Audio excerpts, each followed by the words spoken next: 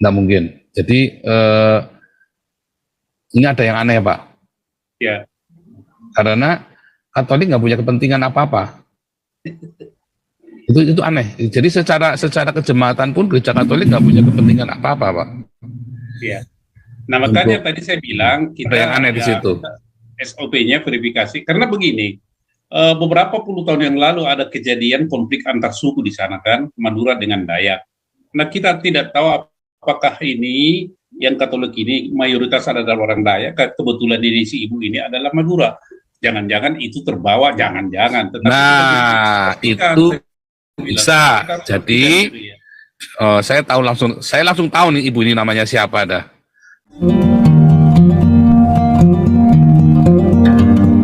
Silakan Pak Santi Ahmad, saya sambil carikan ini ya. Ya, terima kasih Pastor Paul, juga teman-teman yang ada di Zoom ini ya. Jadi saya melaporkan, saya juga tadi dapat ini informasi dari Ibu Lisoi. Mudah-mudahan kalau Ibu Lisoi ada di sini bisa nanti melengkapi ya apa yang terjadi di Kalimantan Barat. Nah, di Kalimantan Barat ini ada seorang YouTuber, dia juga pelayan,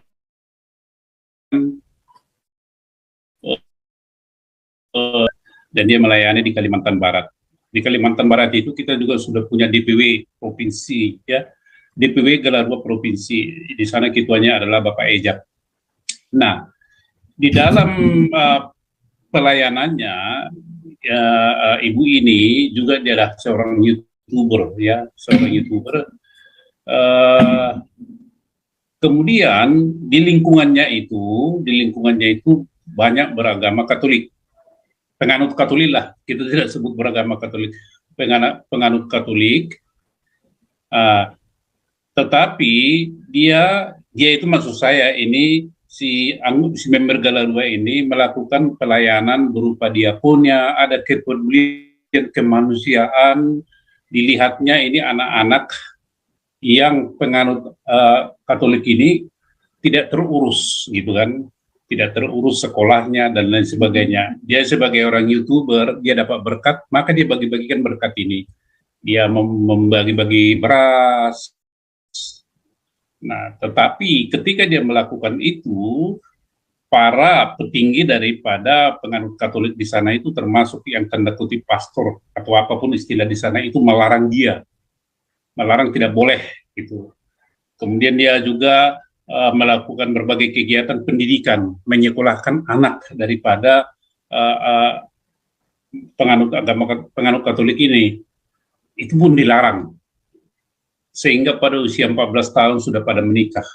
Nah, dia terenyuh, dia membuat rumah doa, itu pun dilarang. Dilarang oleh penganut Katolik ini, dari tokoh-tokohnya sampai ya dari tokoh-tokohnya lah ya. Nah, dilarang.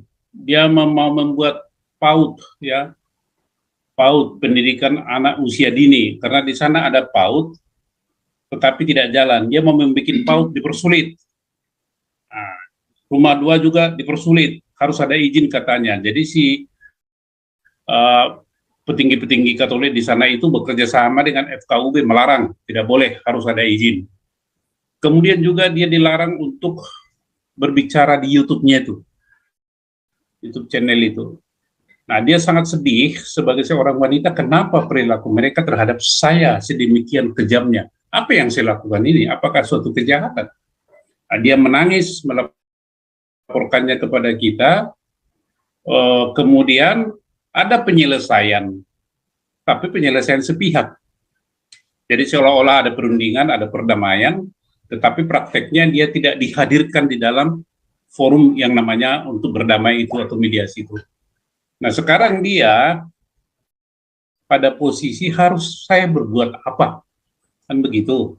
Saya harus berbuat apa? Nah, tadi dia dengan Smart Lapak, bukan Smart Lapak ya, ada itu siapa itu, ada YouTuber juga lah ya, bukan Smart Lapak, mengadakan live secara streaming menceritakan permasalahan yang dialami. Nah, sekarang dalam kondisi begini, rupanya yang melakukan intoleransi ini bukan hanya keturunan Nabayot dan Kedar, Dari saudara kita ini juga Mana ada Pak, melakukan hal yang sama. keturunan Ebayot sama Kedar udah nggak ada lagi Pak. Nah, itulah yang punya gen itulah gen itu. Nah, Islam jadi itu keturunannya Nabonidus Pak, orang Nabatean, bukan Ebayot sama Kedar Pak. nah, itu udah diluruskan pastor ya. Jadi yang melakukan itu bukan hanya mereka, rupanya nih teman-teman kita ini juga begitu. Maka karena ini baru informasi sepihak dari dia, sebelum kita melangkah, Galarua itu selalu SOP-nya memverifikasi dulu informasi ini. Maka kita minta Pak Ejak di sana ngecek langsung di sana apa yang terjadi. Tetapi sembari itu dicek, kita juga meminta nanti ya akan kepolisian supaya ibu ini melaporkan kepada kepolisian bahwa hidupnya terganggu. Laporkan aja. Karena ada begini, laporkan. Jadi mohon perlindungan dari polisi. Soal-soal yang lain, pelarangan mendirikan rumah doa, pelarangan mendirikan PAUD, pelarangan mendirikan yayasan, pelarangan supaya dia tidak berbicara di YouTube, ini adalah sesuatu yang terpisah-pisah. Itu melanggar HAM dia. Itu. Di dalam hal menilai apa PAUD atau menyekolahkan ini adalah HAM. Jadi saya bilang laporkan ini. Laporkan kalau termasuk peruntukan rumah doa. Karena mereka nggak punya kewenangan untuk laporkan ini ke kepolisian. Apalagi baru terbit itu Perpres mengenai moderasi agama. Ya, saya baca itu Perpres yang terbaru nomor 25 tahun 2023 kalau nggak salah, atau nomor 5 itu, di situ disebutkan bahwa polisi, masyarakat dan sebagainya ikut terlibat aktif di dalam mewujudkan moderasi agama ini. Apa itu moderasi agama? Adalah kerukunan antar umat beragama pada intinya. Tetapi saya tidak baca di situ satu pasal yang mengatakan mencabut PB Menteri Dalam Negeri dan Menteri Agama tentang rumah ibadah. Saya tidak baca itu. Cuma kalau kita lihat urutan-urutan daripada tinggi rendahnya peraturan perundang-undangan ini, bahwa peraturan presiden ini di atas daripada peraturan menteri, peraturan bersama yang tidak tadinya adalah surat keputusan, statusnya dinaikkan menjadi peraturan bersama menteri. Tetapi posisi hukumnya tetap di bawah daripada peraturan presiden. Ini menjadi nanti telaah sendiri oleh Galarua untuk mengadakan judicial review. Dan kita tadi berjumpa dengan Pak Soleman Ponto menyinggung hal itu juga. Jadi untuk kedepannya nanti ke judicial review kita bermain di situ. Nah, kembali lagi kepada ibu ini, itu yang bisa kita lakukan langkah pertama, yaitu yang saya katakan, pengamanan dirinya laporkan ke polisi kalau ada memang intimidasi atau apapun yang dilakukan oleh pihak-pihak tertentu di sana. Yang kedua, masalah dilarang PAUD, dilarang itu berdiakonia, ya, membagi beras. Ya, dia membagi beras itu karena dilarang, dia bilang, nggak apa-apa, pastor, kita lakukan aja di gereja Bapak, di Katolik itu. Diberkati, nanti kita bagi. Tidak harus di tempat saya. Itu juga dilarang. Coba itu. Jadi ini situasi yang dialami oleh member kita Galarua di sana. Tapi langkah-langkah kita sudah jelas. Kita verifikasi dulu, kemudian nanti di Jakarta juga sembari itu dilakukan di sana, berhubungi dengan saya nangkap maksudnya Pak. Jadi sebaiknya tetap itu serius Pak, diverifikasi dulu Pak. Iya, kita verifikasi. Karena belum pernah saya mendengar ada gereja Katolik melarang gereja lain, bahkan mau bikin gereja dimanapun, belum pernah dengar saya. Nah ini kalau sampai dimanapun Pak, gereja Katolik melarang gereja lain itu belum pernah. Nah kalau gereja Bethel ngelaporin Betani ke polisi itu bolak-balik Pak. Kalau gereja Bethel ngelaporin Betani ke polisi itu zaman saya dulu bolak-balik Pak, tahu itu Pak. Tapi kalau gereja Katolik ngelaporin gereja lain, jangan kan. Nah kalau aktivitas ya, nah itu mungkin dia ada pendekatan yang tidak baik. Mungkin dia menyinggung atau apa. Menurut saya diverifikasi didatangi, ya, nggak mungkin gereja Katolik melarang orang bagi-bagi makanan, itu nggak mungkin, Pak. Iya. Nggak mungkin. Jadi ini ada yang aneh, Pak. Iya. Karena Katolik nggak punya kepentingan apa-apa. Itu aneh. Jadi secara kejemaatan pun gereja Katolik nggak punya kepentingan apa-apa, Pak. Iya. Nah makanya tadi saya bilang kita ada yang aneh di situ. SOP-nya verifikasi, karena begini, beberapa puluh tahun yang lalu ada kejadian konflik antar suku di sana kan, Madura dengan Dayak. Nah kita tidak tahu apakah ini yang Katolik ini mayoritas adalah orang Dayak, kebetulan ini si ibu ini adalah Madura. Jangan-jangan itu terbawa, jangan-jangan. Tetapi Nah, itu bisa. Jadi, gitu ya. saya langsung tahu nih ibu ini namanya siapa dah. Nah, itu ada yang nggak beres, Pak. Percaya saya ada yang nggak beres. Jadi ibu ini pernah saya suruh menghubungi kalian, ya, karena dia di Madura dipersekusi sama orang Islam kan. Ya. Kemudian dia pergi ke Kalimantan. Sekarang di Kalimantan kemungkinan dia yang tidak bisa komunikasi dengan warga, lalu dia hantam sana hantam sini, Pak. Nah itu tentu saja bikin orang marah, Pak. Iya. Nah kalau dia dilarang YouTube, enggak, itu nggak ada, Pak, nggak bisa, Pak. Enggak, mungkin yang dimaksud adalah karena dia menyiarkan kondisi masyarakat di situ di YouTube, maka dilarang. Oh iya, Pak, itu melanggar privasi, Pak. Saya saja pernah nggak saya kasih teman-teman saya yang saya baptis orang-orang bule itu di YouTube? Nggak pernah. Mau melanggar privasi, Pak. Lingkungan saya nih, saya lagi aktivitas gitu lagi. Saya taruh di Facebook aja, saya nanya dulu, boleh nggak taruh di Facebook? Saya mesti nanya dulu, Pak. Ya, saya pernah makan sama ayah baptis anak saya itu ya, kita makan. Yang tak foto cuma dari belakang, saya sama istri saya sama tangannya dia, nggak berani, mukanya dia nggak berani. Nah itu karena privasi. Kalau di Eropa ini jelas, Pak, wah kita bisa dituntut, Pak, gara-gara itu. Nah kalau di Indonesia sebetulnya ya anak-anak itu nggak boleh masuk di dalam YouTube. Anak-anak itu nggak boleh masuk di YouTube. Nah orang-orang Katolik ini biasanya pendidikannya sudah jauh lebih tinggi daripada orang Islam.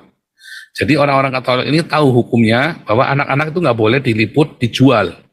Yang tidak diinginkan oleh gereja ini, kamu jual komunitas kami buat cari dana.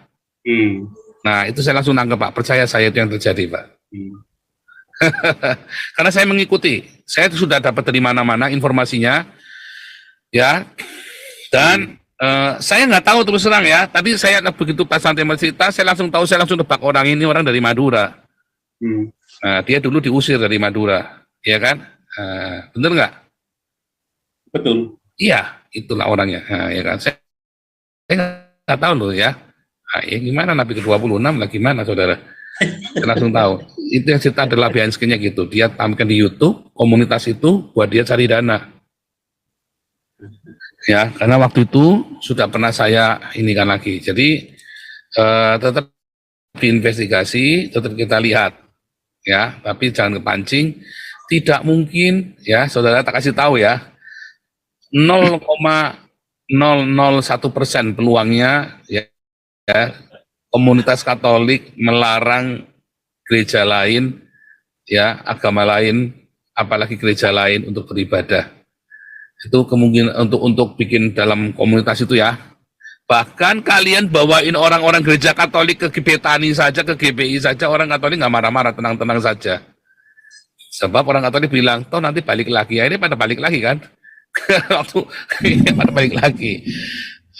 Karena Katolik adalah sebuah komunitas yang kuat, Pak. Keluarganya luar biasa, diakonianya luar biasa. Ya, dalam hal ini kita harus angkat jempol sama gereja Katolik. Nah, jadi ibu ini melakukan jualan itu tadi, komunitas, ya, modusnya, dan ditengarai untuk mencari dana pribadi, lalu ada yang tahu, lalu dilaporkan, Pak, ini jangan, Pak, kita dijual, Pak. Sama ya, kita kan kemarin kita ngelarang kita bagi-bagi kursi roda, lalu orang ini jadi calo, lalu pakai seragam yayasannya dia sendiri, bukan yayasannya Damaris. Langsung saya tegur, nggak boleh kamu begitu, cari duit kamu itu namanya. Langsung saya tegur, nggak terima, nggak apa-apa, saya nggak urusan, pokoknya saya nggak mau. Saya juga nggak mau, Pak. Kalau saya pun nggak terima, Pak, nggak mau. Saya aja nggak mau, Pak, nggak boleh. Karena itu nanti akan membuat ya orang-orang dikira kita yang jualan. Kita polos-polos begini aja saya dituduh dapat 10% kok, ya kan? Dapat Rp1.000 kok, apa segala macam, apa lagi. Nah, itu yang terjadi. Nah, gereja Katolik diakoninya sudah kuat. Makanya walaupun diakoninya di mana, nggak butuh, kita nggak butuh. Kita sudah ada diakonia sendiri.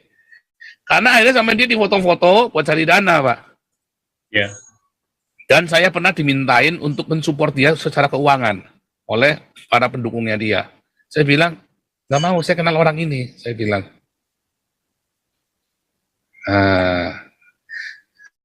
Serius ya, makanya saya selalu kata hati-hati ya, dan hati-hati ya, jangan mudah terkesima. Nah ini jelas, makin jelas nih. Nah ini makin jelas ya. Jadi tidak mungkin gereja Katolik melakukan persekusi itu 0,001%. Dulu iya Pak, dulu zaman tahun 1200 sampai 1600, 300 tahun gereja Katolik melakukan persekusi. Tapi sudah bertobat. Sekarang sudah bertobat. Gereja Katolik sekarang adalah satu aktivitas sosial yang perlu dicontoh oleh kita semua, gereja-gereja yang lain. Ya, karena gereja sudah bertobat. Ya. Pak Paul, ya Nabi kok dilawan. Tapi sayang, ini Pak Santiamer tadi kelempar, jadi dia sudah tidak co-host lagi. Lanjut. Santiamer, Pak Santiamer saya co-host ya. Terima kasih informasinya nih. Wah, Pak Santiamer bisa dapat informasi lengkap begitu ya. Terima kasih ya. Ya memang Galarua ini tugasnya adalah objektif, saudara, harus objektivitas. Lalu ada Song, emang kamu mana nih? Nih ada yang ngomelin saya di YouTube nih. Ya, apa katanya? Hai, kalau ini saya, ini maaf saudara, yang komputer yang saya pakai ini Song, emang kau ini kedudukanmu di ormas, katanya kau bukan pengurus. Nah inilah. Nah ini saudara tahu, Anda belajar namanya John Maxwell, hukum pengaruh. Ya, saya tidak ada nama saya di semua yayasan, tapi suara saya didengar. Ya, Anda lihat ya, kenapa kita ada komunitas yang luar biasa besar, kita bisa kumpulkan 300 sampai 500 juta tiap bulan. Itu namanya hukum pengaruh. Ya, karena mereka tahu, karena Pak Santiamer percaya bahwa saya mengatakan hal yang benar. Bukan masalah saya ini ada di ormas, nggak di ormas, nama saya itu bukan. Kalau salah ya nggak dituruti sama Pak Santiamer. Kalau saya benar, pasti akan dituruti, pasti akan didengar. Dan Pak Santiamer tahu kalau ada apa-apa terjadi dengan dia, saya pasti akan membackup dengan luar biasa. Ya Yusuf Manubulu aja yang kita pernah berseberangan, kita dukung kok. Ya kan? Pak Polis dan Mawar yang kita tidak kenal saja kita dukung. Ya kan? Bahkan Agus tanya mau ngancam saya saja kita dukung, kita mau bantu, tapi kan ditolak kan? Ya, itu namanya hukum pengaruh ya. Oh ya, kalian orang Islam belajar sama saya ya. Kalian YouTuber Kristen belajar sama saya. Inilah namanya hukum pengaruh. Ya, bukan saya bosnya Pak Santiamer, enggak, apa yang saya mau Pak Santiamer selalu lakukan. Enggak selalu, ada kesanggupan-kesanggupannya Pak Santiamer yang tidak mungkin dilakukan, dan juga yang nggak setuju, setelah dibicarakan dengan pengurus nggak setuju, ya terserah, saya udah kasih saran, tapi kan biasanya salah. Kalau nggak setuju biasanya mesti salah. Karena itu tadi, kenapa saya bisa memberikan saran yang tepat? Karena saya dulu pernah, pernah masuk ke sana. Ya, dan balik lagi, karena ada predikat Nabi ke-26. Oh ye, kejang-kejang. Aduh, orang-orang pada marah ya saudara ya. Luar biasa, tapi itu luar biasa ya. Ini informasinya, terima kasih buat kelengkapan informasi. Ya, saudara, sebenarnya apakah suara kenabian? Suara kenabian adalah sebuah analisa yang mendalam dari orang-orang yang berpikir analytical thinking, saudara ya. Sehingga dia bisa tahu membedakan benar dengan salah dengan cepat. Informasi sangat penting, tetapi kalau tidak ada informasi pun, ya, maka itu ada namanya wahyu. Dari mana bisa punya wahyu? Karena kita punya, apa saudara? Karena kita punya hikmat. Begitu Pak Santiamer, tapi tetap dilacak, ya. Karena itu menjadi pencatatan, karena itu gini, anomali. Mengapa terjadi begini? Oh, karena ini. Nah, gitu loh. Oh, itu harus catat di dalam bukunya Pak Santiamer itu, nanti itu menjadi buku laporan tahunan, ya, yang akan kita terbitkan, ya. Bagaimana termasuk itu tadi ya, kenapa gereja tidak bisa bersatu melawan persekusi, ya kan? Itu penting itu ya. Luar biasa. Lanjut. Siapa lagi nih mau ngomong? Pak Santiamer. Kau bilang kau menang debat, lawan domba yang sesat. Kau Kau bilang banyak yang tobat.